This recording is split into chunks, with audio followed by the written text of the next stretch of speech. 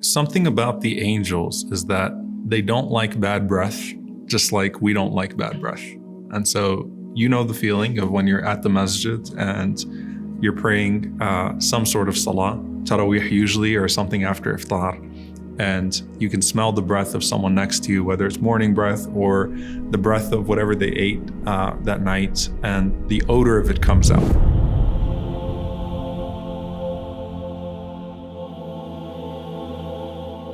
And the Prophet ﷺ taught us to freshen our breath for the masjid and freshen our breath for prayer at home. And the Prophet ﷺ said, so whoever amongst you is eating onions or garlic, don't approach the masjid. Because he said, sallallahu alayhi wa sallam, فَإِنَّ الْمَلَائِكَةَ تَتَأَذَّى مِمَّا يَتَأَذَّى مِنْهُ بَنُو آدَمَ. That the angels are offended by what offends the children of Adam, meaning they don't like the smell of it, just like the children of Adam don't like the smell of those things. So make sure that you brush your teeth and make sure that you freshen your breath. And the Prophet ﷺ used to freshen his breath. He used to use the siwak for every single meeting with his Lord, every single prayer.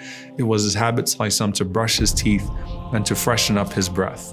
And that was his way of preparing for that moment, that event of being in that conversation with Allah subhanahu wa ta'ala in prayer and in supplication. Imagine if we did that, not just for our hygiene, but our spiritual hygiene, every single time we went to the prayer. And whether that was at home or in the masjid, we purified our breath. One of my favorite ahadith of the Prophet ﷺ in this regard, as it pertains to the angels, is that when a person stands, the Prophet ﷺ said, when a person stands to pray and they purify their mouth with the siwak, so they use a toothbrush or they use the siwak and they prepare their mouth for the salah. As they stand for the salah, the Prophet ﷺ said, an angel stands behind him and listens to his recitation, so we already know that.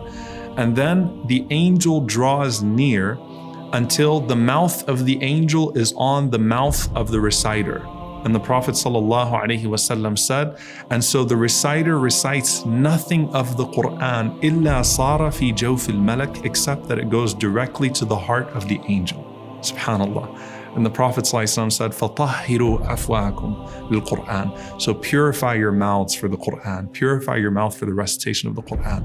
Allahu Akbar. SubhanAllah, you're reciting and you're reciting into the heart of the angel, into the chest of the angel.